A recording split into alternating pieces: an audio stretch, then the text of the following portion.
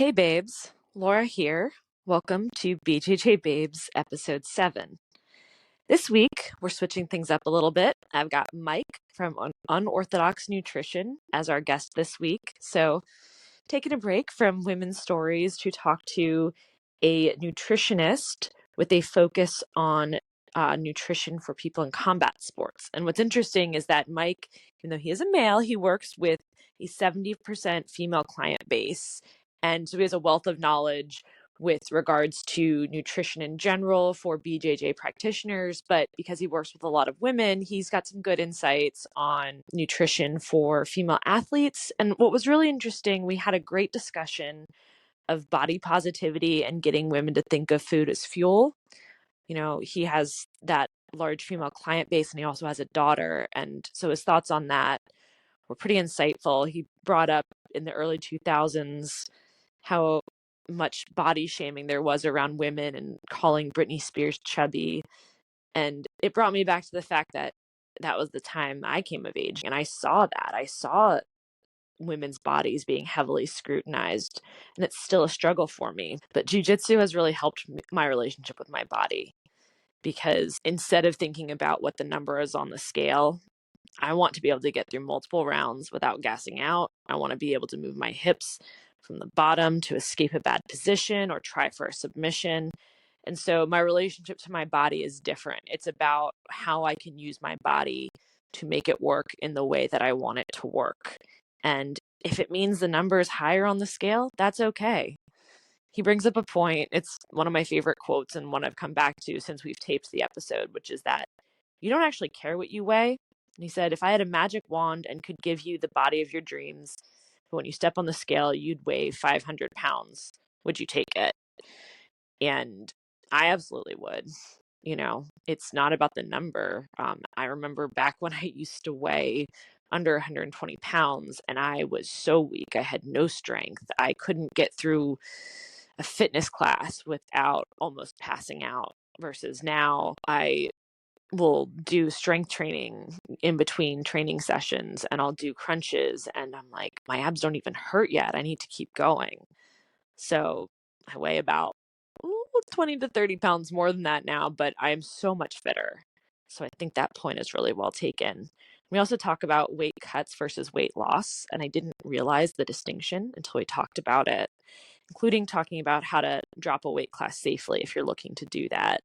And when we did this interview, was just after Mikey Musumeci missed weight for his fight in one. And so Mike gave me his take on that. I thought it was really interesting. I think there's a lot of lessons to be learned moving forward, because he brings up, and it is true, hindsight is 2020. And so with that, here is my interview with Mike from Unorthodox Nutrition. Hi, Mike. How are you today? Hey, I'm great, thanks. Thanks for putting the time aside to do this. I know we've got a bit of a time difference. It's like 5:30 at night for me, so I'm not quite kind of what sure it is for you down there. Yeah, there. It's 9:30 in the morning for me out here in San Diego. Yeah. That's crazy. Yeah. So you're in the UK, correct? Yep, in the northeast of England, near Newcastle, I suppose, is probably the easiest one that people will kind of recognise, really. Mm-hmm.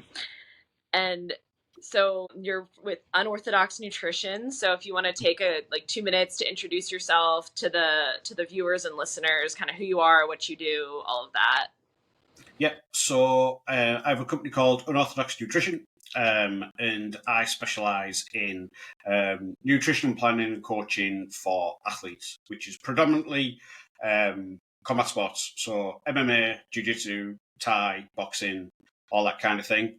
I do a lot of other sports as well, but they're kind of the majority of kind of what it makes up for. And then about 70% of that client base is female as well. So it's very much kind of combat based, but then also like female based at the same time. Mm-hmm. And your background is that you actually train in combat sports yourself, correct? Yes, I am a very below average blue belt. Hey, same. It's the best. You should never go to purple belt. There's too much responsibility. Yeah, I just got my blue belt and it was great to feel that accomplishment. Then it's like, oh, it's real now. Yeah. But yeah, I've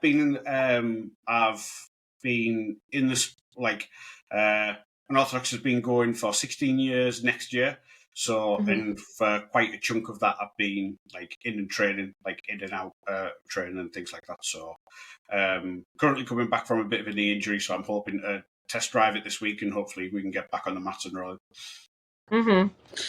And how did you get started doing with your nutrition business? How did that come about? So it basically started where I was always very active when I was younger, did a lot of like BMXing and mountain biking and that kind of thing. But then as I kind of got into my teenage years, early 20s, that kind of thing, when I discovered going out and alcohol and stuff like that, I put on a lot of weight. So then it kind of got to a point where I wanted to lose it and get fit and healthy. So as I started to do that and, do more and more research in the topic, I just got pulled more and more to the nutrition side of it. And it's just something that really, really interested me. Then this was like obviously a long time ago, but for some listeners who might not know, there used to be on websites these things called forums, which is kind of like what Reddit is now. But there used to be like subsections, and there was one which is still like the organization is still going. So it was Cage Warriors, which is like the biggest MMA thing in Europe, and it was the forum on that site, and they had like a nutrition subsection on there. So I would kind of hang around in there, and I would start to answer people's like questions and stuff, and if they needed help, I would start to answer them. And then it kind of got to a point where somebody was kind of like, "Oh, would you do be a plan?" And I was like, "Yeah, sure." And then I did a few of them. They did really well. And then people started offering me money to do it. And then it just started from there. And then just built and built and built and built from there. So, and that was a long, long time ago now. You said your customer base is about 70% female. Was that intentional, or was that something that happened organically? No, it wasn't intentional. It's something that just kind of happened organically. I think on a whole, like females are much more readily to reach out for coaching, like identifying kind of like if they have any areas that they need to work on, and then looking for people to help them in those areas. Where sometimes men kind of assume that they know everything and they'll kind of figure it out themselves. So it's kind of, I think it's just more readily that I think that females will kind of like reach out for help. And then obviously there's like combat sports and like being certain weights and things like that is like a very harsh environment, especially for a lot of females who kind of been brought up where they're linked to, what they weigh on the scale, like can sometimes like, be how they feel about themselves and stuff. And then you put in combat sports and what they weigh on that kind of basis, and sometimes it can, it's not always a good positive outcome. So being able to kind of not only help them manage their weight and be in the right weight class, but do so healthily, so their health is always the number one like thing we see. I've seen so many over the years people come to me who are on like crazy low calorie crash diets and things like that. They've been perpetually dieting forever. The cycle's gone, they haven't had a period in months and months and months and things like that. And it's just so many red flags where you've got to be kind of like, look, we need to get your health in a much better position. And then we can look at, getting you to the right weight that you need to be. But starving yourself to death continually for, a $50 plastic medal that you get like in a local competition is just ridiculous. Yeah, and if the medal's even worth $50. Yeah, probably not. Probably not. So when someone comes to you to start working with you, could you explain your process of how you start, working and creating a meal plan for a customer? Yep. So obviously everybody's different, but the kind of process that we go through that kind of follows everybody is I take a full evaluation of where they are currently, what they are currently doing, what they've done in the past, and any kind of goals that we're working towards the future. And then I'll also do a deep dive into stuff like what their schedule looks like, not only training schedule, but their own personal schedule. What does their job look like? Do they have other responsibilities with family? Do they have other hobbies that they like doing? Do they have any kind of preferences when it comes to food? What do they really like? What do they dislike? Are there foods that they know that they don't get along very well with? Do they have a preferred way of eating? Like some people prefer to eat bigger meals. Some people prefer to eat lots of smaller meals. Sometimes people with their jobs as well, some people can eat through the day quite easily at a desk, where some people, they can't eat and they can only eat at break times, etc. And then when I've got all this, I'll put a full plan together for them that includes a meal plan, but also the full calorie breakdown, macronutrients, which is obviously protein, carbs, and fats, and that full breakdown. And that breakdown will be on the full day, the week, the meals themselves, and then the individual items within that meal, so that they have all that kind of information, and it can be kind of an educational process. Then I will do 3 walkthrough videos about the specific areas of the plant. So, and like on a screen grab, so they can see me talk through everything. And then basically after that, they can communicate with me 7 days a week, generally via WhatsApp, for any kind of questions. And then we basically start the plan, start rolling the plan, and then every single week, all clients check in a minimum of once per week, which is on a specific day, so I can review all the data from the past week and then make any adjustments that we need to make. Would meal planning when working with males versus females, are there any differences in terms of how you structure their meal plans? Sometimes, generally in volume and food, obviously is generally a little bit smaller for females and things like that. Women, I wouldn't say that it was a different kind of structure, but it's more kind of getting them to think about food as fuel rather than like eating a lot is bad. Especially like, all macronutrients have, had a bad rap, but carbs especially, like if you're giving, a client who's perpetually, starved themselves, like quite a large amount of carbs, they're very, very hesitant to kind of take that on. They think that as soon as they start eating this quantity of food, that they're just going to blow up in seconds. So it's, it's talking them through this, telling them what they can expect, what they can't expect, what we're looking for. And the first week that I run for everyone, this is like really good for females. It's kind of like a check week. So the first week, I'm not looking for any kind of like weight gain or loss or whatever their goals are, but everything just to stay the same so we can check everything. They're happy with the foods, the number of meals, their recovery's good, sleep's good, digestion's good, all that kind of thing. So it's good for that kind of period to talk them through it. And also how we track weight as well. So while we record weight every single day, it's the weekly average that we're kind of looking at, because everybody weight fluctuates massively throughout the week. You know yourself, you can step on the scales one day, the next day you've done no changes and you've gained 3 or 4 pounds. And you're like, well, I have an extra 45,000 calories of food. So, what is it? And it can be a variety of things from, extra water weight, can be food in the stomach, all that kind of stuff. So why we work on a weekly average, and it's kind of like letting people know that you are going to get that fluctuation, and it's completely normal. And the same with like obviously females who are on when it comes to their period and on cycle and stuff, they get wild weight fluctuations. So yes, I know the hormones. I've got some clients that'll gain nearly 10 pounds in weight just from their cycle. So we have like for all female trackers, I have like a cycle tracker. So we can track like every single month their cycle. We know exactly what to expect when things are coming in. We know what to adjust, what not to adjust, all those kind of things. So we build up that data. So when their cycle starts and all of a sudden they jump up a load of weight, then it's no luck. I know this is disheartening, but we know what this is. It's not like you suddenly just like gained 3 or 4 pounds of fat randomly. The body just can't do that. So again, it's like letting them know what to expect and what we were going to do about that. Now, especially when it comes to competition, things like stress can sometimes trigger periods early. So what there's probably like women listening, and every time they seem to do a competition, they seem to be on their period when they do it. One And of my it's coaches pointed that out. He was like, all my female students, they always get their period right before they compete. It's funny yeah, that you noticed that too. yeah, and it's because obviously stress can trigger it early and things like that, Mhm. which can happen as well. Obviously, if a lot of females are training regularly in a gym together, Mhm. they will sync their cycles as well. I see that all the time. So Yeah. and what you'll do, especially with females, where men will, go and compete all over the place, that's generally themselves. But because Mhm. obviously women generally will check who's competing out of their kind of training partners, so they'll have a few to kind of go.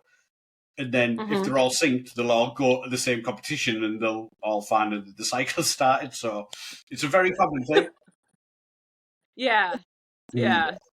It's Um, it is fun. Like something else you noted too with women and your female clients is getting them to see food as fuel. And when you train a combat sport or any sport that's really strenuous, you're putting your body through so much, and it's sad that as women we still have that relationship with food that's been formed over time that we have to change. it is, yeah, and it's getting better. Like for Mhm. younger women and stuff like that now. Like the it's still really bad, but like the press and social media contributes a lot to it. But like if you look Mhm. back in the early 2000s, like I'm sure you've like seen it where they would call like Britney Spears fat, even though she was Oh like yeah. thin and stuff like that. Like that was really bad, and that contributed to a lot of females like feeling that way now. But hopefully, like as a sport as well, like there's some great female athletes who are really kind of like shining like body positivity and things like that, and Mhm. like what that your body can do amazing things within combat sports, and we should like fuel it to do so. Um, Mhm. but it's like a focus that definitely needs. Like I've got a daughter. I definitely never ever want her to grow up kind of being, you know, frightened to eat and stuff like that. And I'm very kind of conscious that like diet culture, like even though I do that for a living, it's more about obviously telling her that help people like perform and be healthier rather Yeah. than way less. Like you should never tie like your worth as a person to your relationship with like a sad step that that like it'll just tell you what your relationship is with gravity. Like it's the things.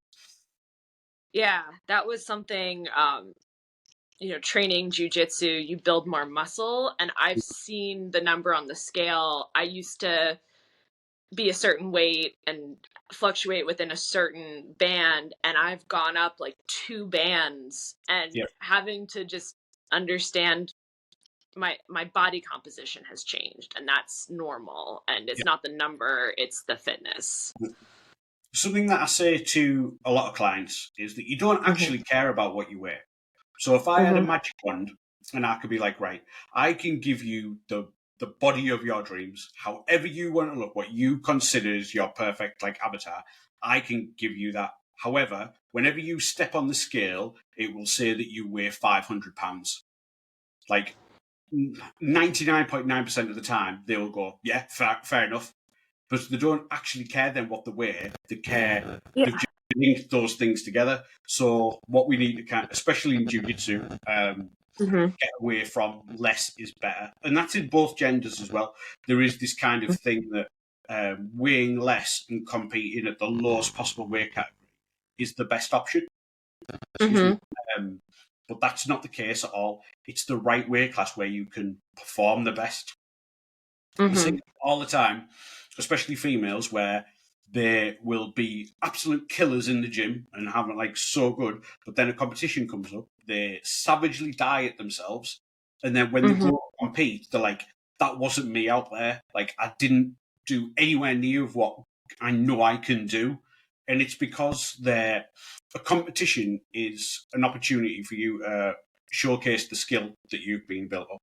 And if you give yourself such a massive handicap before you do it, you are never going to be able to display your skill level. So it's about putting yourself into a competition where you can display that the best, because the person who does that is going to obviously win the competition. Yeah. And on that note, something a lot of people in jujitsu do is they do weight cuts before a competition. Do you Yeah, work with people on weight cuts? yeah. So there's when we say weight cut, we need to kind of like be very specific of what we're talking about. So Okay. weight cut is generally where you manipulate the body's weight in a very short period of time, generally within a 24-hour window, and that's by manipulating like the body's water, glycogen that's stored in the muscle, which is kind of like fuel that's stored in the muscle, carbohydrate, food that's in the gut, and things like that. These are generally done where you do day before weigh-ins. In jiu-jitsu, there's, I don't know if Naga still do it, but they used to do it, and pretty much sub-only is the only kind of time then this really happens. Most others either weigh on the morning when you get to the competition, if it's like a local-based competition, or if it's something like IBJJF, they will weigh you before you go on the mat. Yeah. So for these, we don't want to be weight cutting because you don't have the available window to like rehydrate and recover properly. What you want to be doing here is basically is a diet. You want to be kind of like, you know, bringing your body weight down to the appropriate point and then being able to fuel in.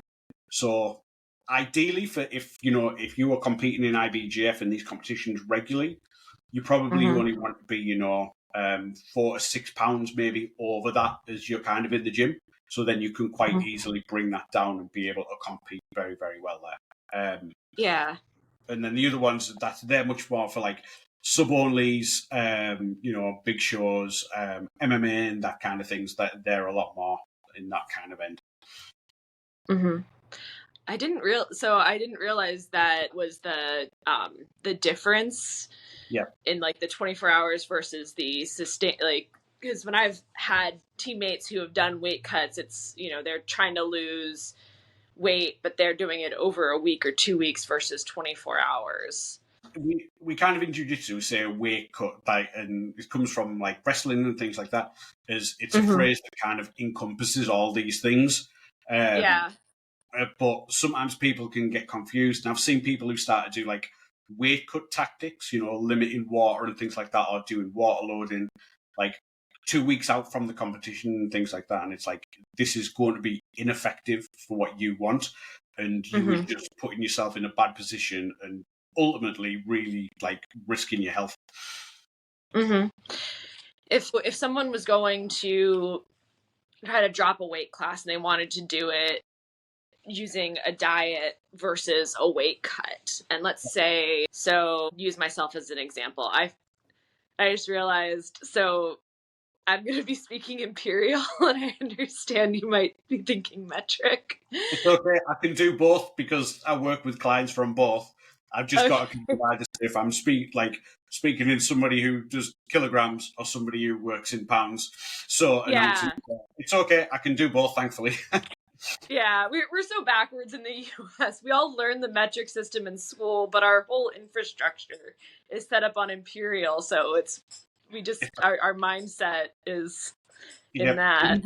In the UK, we have something as well called stones, where people say, we're 11 stone or something like that, which is another random thing. But people are kind of like switch between them all, depending on what they're looking for. So, but generally, thankfully, it's either kilograms or pounds. Pounds is a little bit easier actually to work to, because it's just like a bit of a smaller metric. There's like 2.2 pounds per kilo, so it's a bit easier to work in pounds. Okay, so if I wanted to go, I currently fight middleweight, so that's usually around 150 to 154 pounds and under. If I wanted to go down to lightweight, which is around 142 pounds, someone trying to make that kind of switch, when would you suggest or recommend they start that journey, and would they do that safely? So the longer time frame you can give yourself, the better, because that means that you've got to do less drastic changes, and it's going to be easier for you, like on the long run. So let's say you've got between 10 to 12 pounds to lose. What I would kind of give that kind of time frame is generally a pound per week is a good kind of time frame to lose it. So we're talking say 12 weeks out, which is like 3 months that you'd be working it, like coming into the competition, which is a good amount of time. You'll know kind of what competitions you're doing, like that kind of far out. And that's when you'll generally start to think about doing like a camp or getting ready for a competition. So basically, what we need to do before you do any kind of diet manipulation is find out what your maintenance is, like what you consume on a daily basis that just kind of keeps your body weight, the same as what it is. And then what we're looking to do is just a slight reduction, maybe 10% of that, to get obviously things moving down a pound a week. And then you're going to follow that, and then that will last for, maybe about 2 weeks-ish, and then it'll kind of stall out as your body gets used to it, and then you'll kind of drop a little bit more and kind of go down. So you'll kind of go like this down towards your goal. But the mistake that everybody kind of makes is go, right, now it's time for competition, so I'm going to start only eating, chicken breast and steamed vegetables. I'm going to be running 4 times a week on top of my jiu-jitsu training. I'm going to all of a sudden start strength and conditioning or going to the gym. I'm also going to start fasting. I'm going to start taking these supplements. I'm going to start trying to do saunas and ice baths and like a million different things and just throwing everything in the kitchen sink at it. And what will happen is they'll get like a massive drop in weight initially, but then it'll plateau out. But if you're already eating, like 500 to 800 calories a day, which you should never ever do, what are your options from there?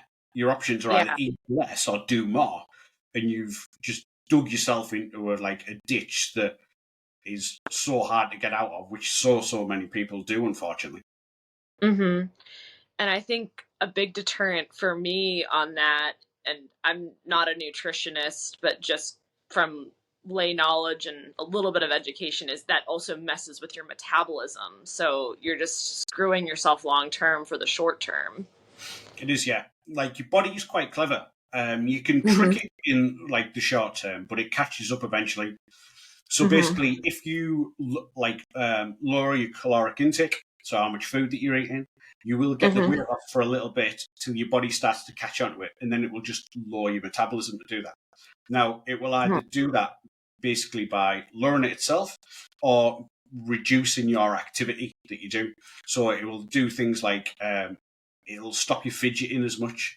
It'll stop you moving around as much. It'll limit energy for things like, I'm sure many people you've sat down on the couch and the remote's on the other side and you just can't be bothered to go get it. I'll just watch whatever's on TV.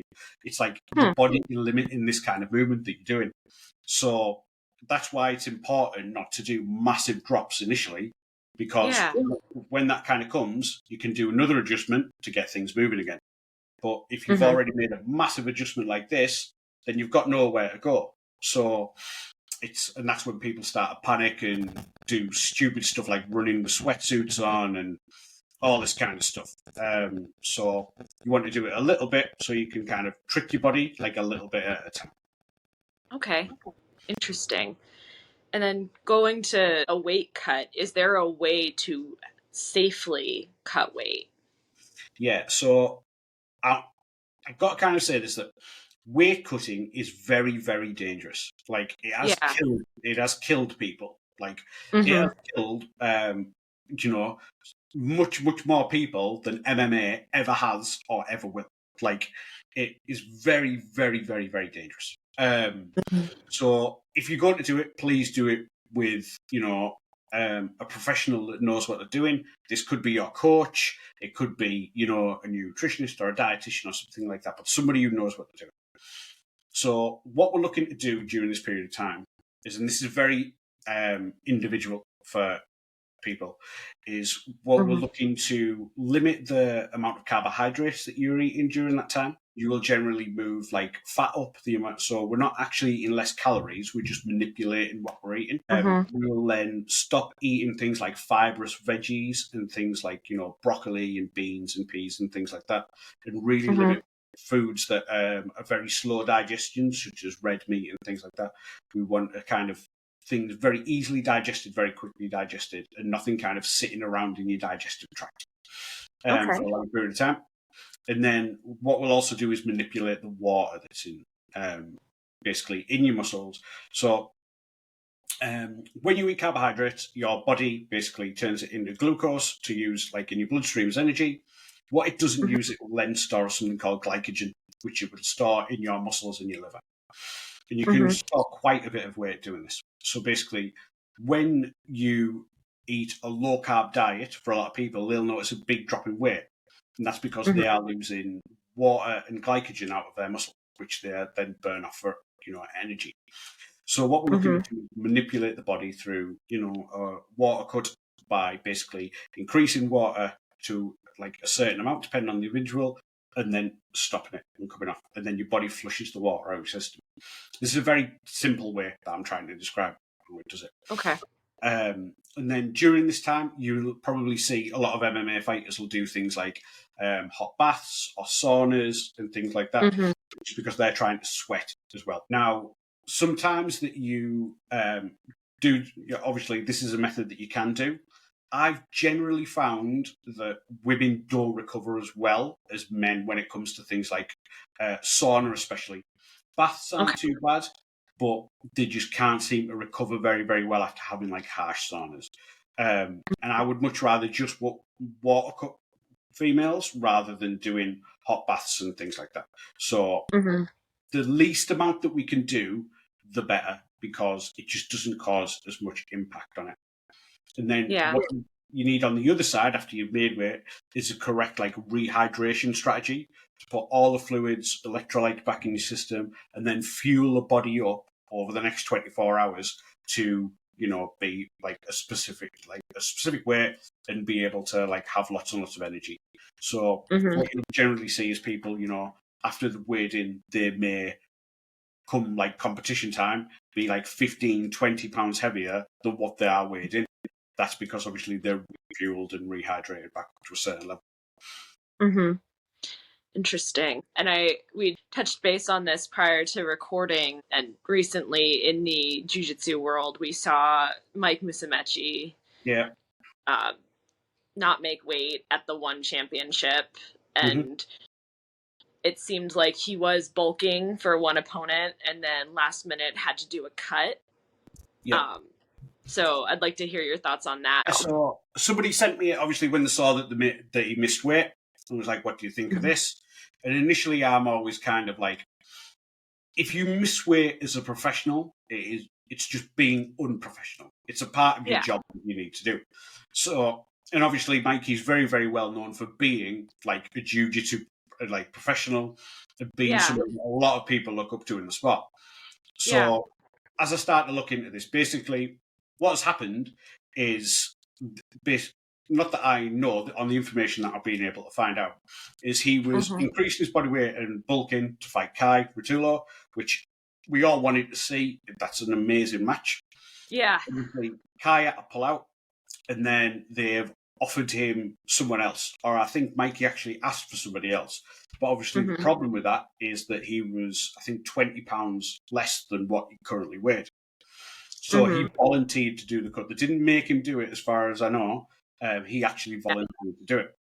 But a problem like we were just discussing there, an actual weight cut, you follow a process of about 10 days getting ready to do a weight cut and then come out of it. He wasn't doing that. He was, probably, and we've all seen what Mikey's diet looks like when not competing. Like if he's trying to gain weight, it must have been an insane amount of food. So he's like going up to fight Kai, who's a huge individual, and then he's having to cut, so he's had to do something drastic to kind of try to do it, so that the fans have got like a fight to watch, which is, his main thing. But unfortunately, he's had to do that much of a harsh cut. He's really affected his health badly and actually hospitalised himself. So it's a real shame, but I think it's one that he did because he wanted to give his fans a fight.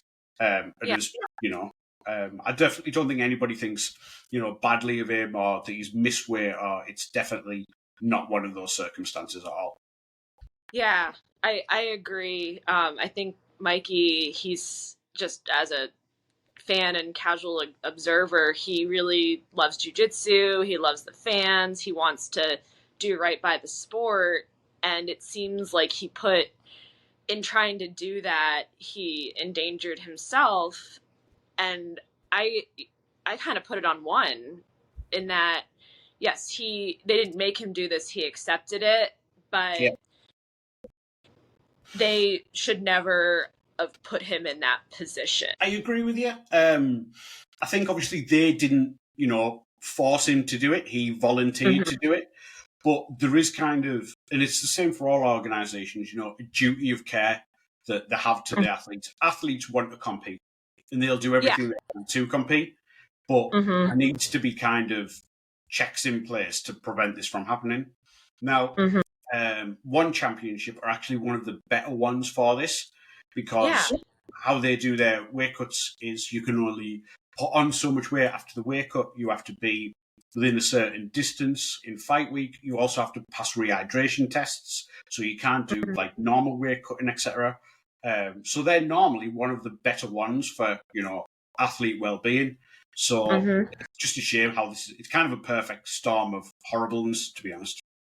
Yeah, I agree. And it was surprising because everything I know about one, and actually I learned a lot about one by listening to Mike talk on podcasts about it, is that it's run by somebody who's a fan, and they have the hydration tests, and they do seem to emphasize safety. And I think your words of a perfect storm are spot on in that sometimes there's things more, Mike wanted to fight. He wanted to give a fight to the fans. One has, this big night planned in Denver and they want to make it happen.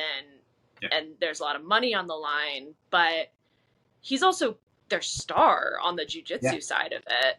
He's one of their biggest competitors, if not their biggest. And so there needed to be somebody saying this is too far, and there just wasn't.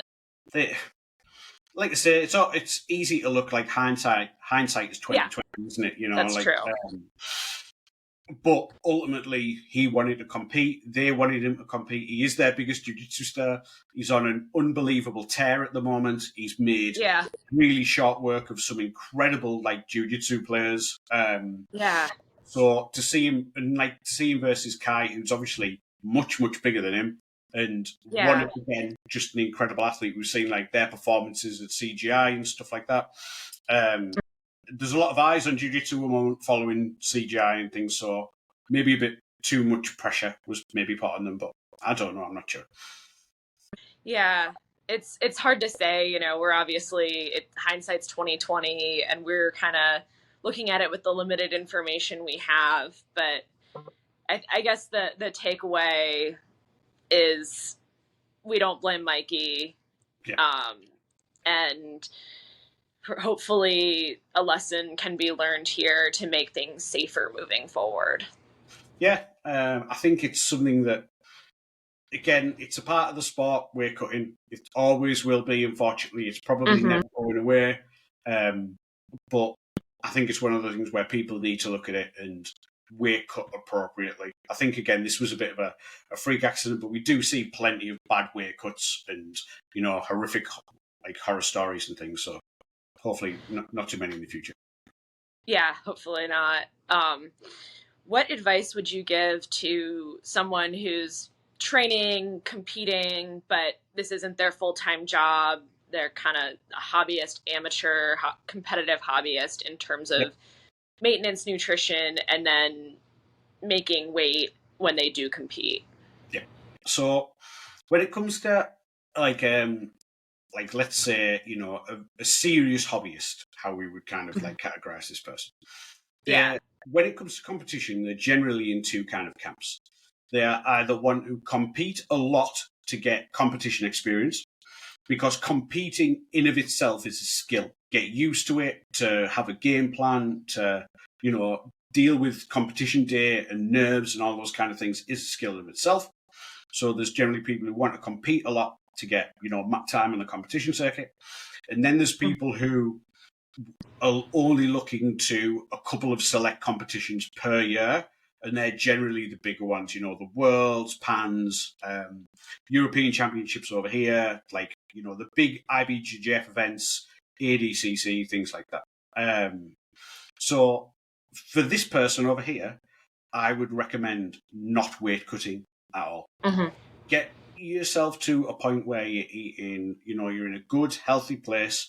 You can maintain your body weight easily, and you can fuel your training sessions. Your recovery's good. You feel good at all your training sessions. You're coming into each one fresh and feeling great. But don't cut weight, because then this will allow you to just easily compete and slot into competitions, and you'll feel better for it as you get used to competing.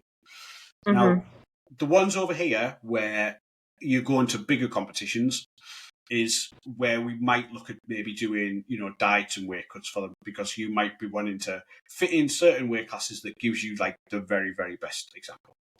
And this is generally, this end is generally purple belt and above. This is generally purple belt and below.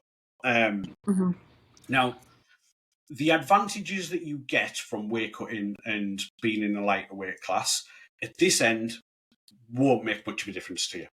The biggest difference that you will make here is how strong you are, how fast you are, and your skill set, how good you are at jiu-jitsu. This side over here, especially like, black belt, sub-only events, they are won by the tiniest of margins. So they are looking for like a 1% difference is huge. Like in pro athletes and things like that. It's massive. Like if you look at the recent Olympics, the 100-meter male race, like what the finishing line photograph looked like, and that was, milliseconds of difference. Like, and that's kind of that's the kind of level where they're after the smallest difference. So weight cutting and things like that is very, very beneficial over here. But for this one, I would say your health and performance needs to be the main thing that you're looking at. For a lot of people, putting yourself through harsh cuts and things like that will actually be detrimental to your performance than not doing it. Because don't forget, jiu-jitsu is a performance sport. This is kind of like, we want to be able to perform well. The goal isn't you don't get any extra points like for being lighter. Like, you've got to be able to perform well. So don't get me wrong, if you are an individual on the larger side and you do have weight to lose for your health, etc., do that, but do that over a period of time. And maybe a good thing actually for that is to have certain jiu-jitsu competitions mapped out throughout the year at certain weight classes. So my goal is to be in this weight class for this one, and then this weight class for this one, and the good kind of like goals along the way for you to hit.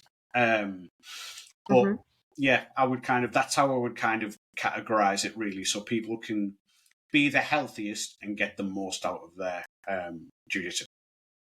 Yeah, I think that at the end of the day is the most important, and I think a good guidepost, especially for people, who this isn't their living, but it is something maybe that they love. Yeah, and sometimes doing like diets and things like that can become all consuming.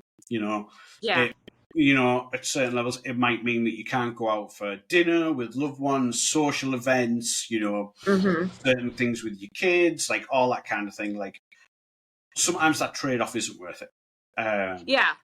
And what you kind of need to focus on is having a good, nutritious, performance-based diet like year-round, because then that'll take care of your health and your performance and things like that. And then you still can have like, the odd treat. You can go out to dinner, you can have, a couple of drinks with loved ones, you can, take your kids for some fast food as a treat for them and all that kind of thing. You don't have to kind of obsess over it and go, oh my God, this is good. And like, I can't eat this because I've got to make weight next Saturday or anything like that. So, this side, that's very different when we talk pros and stuff like that. But this side, everyday kind of people, that's kind of how I would look at it. Yeah, balance, moderation.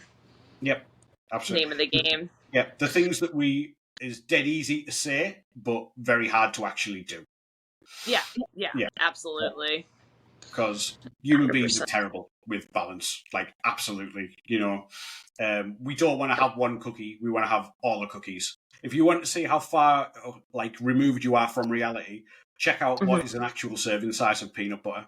And what is it? It's like 15 grams. It's like a teaspoon. It's tiny. But most people will get like, a dessert spoon and nearly get the full jar on it when they do it, which I don't blame you for at all. Yeah, no, totally.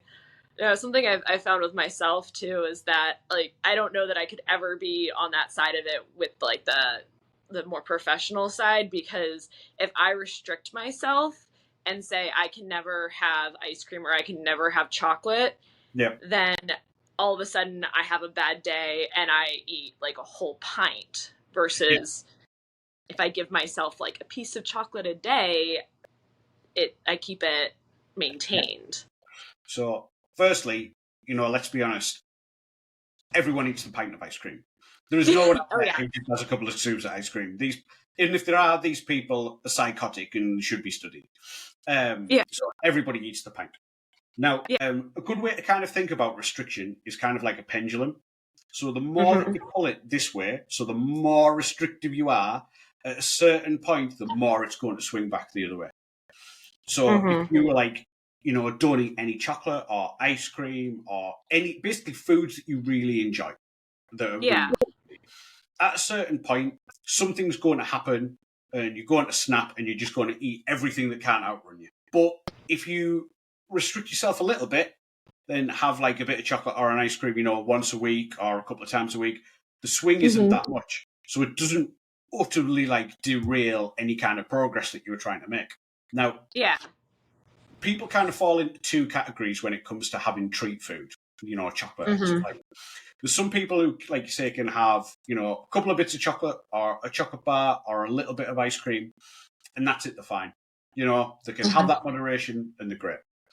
Then there's other people, if they have one cookie, they're eating all the cookies and a pint of ice cream and ordering a pizza and.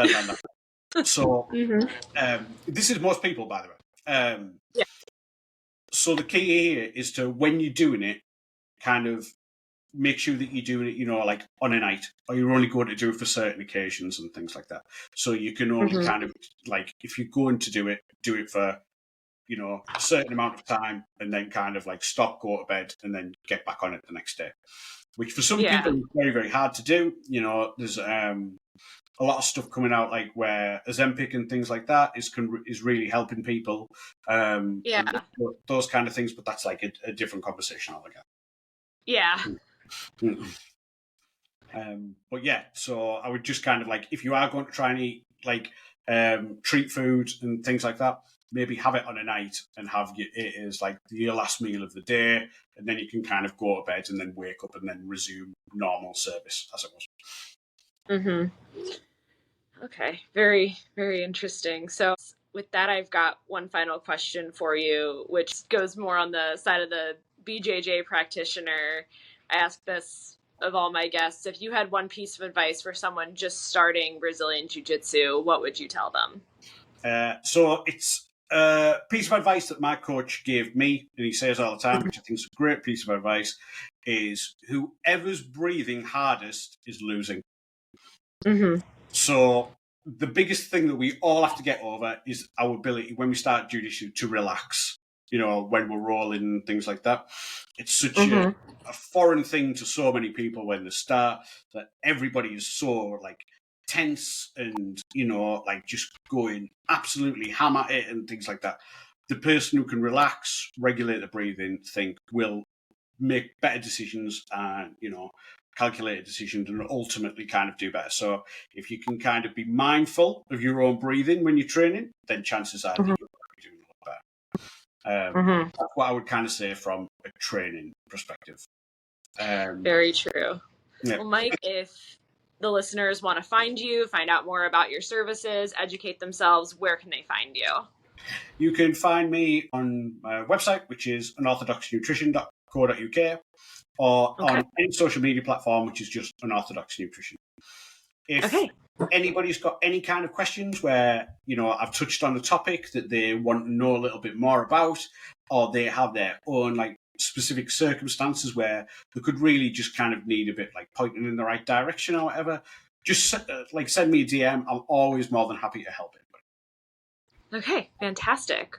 Thank you so much for your time, Mike. Thank you so much for your time and for your information. I think there were a lot of things we touched on that just completely changed my way of thinking about nutrition and training. So thank you for that. Well, that's awesome. Thank you so much for having me. I absolutely loved it. Yeah, awesome. Thank you. All right, have a good one. Cheers now. Cheers. All right, I hope you all enjoyed that conversation. Thanks again, Mike, for coming on the show and talking about weight cuts and nutrition and ice cream and all of the things. And for anyone that wants to learn more, reach out to Mike on the socials, on his website, Unorthodox Nutrition. And with that, have a great week. Later, babes. Bye.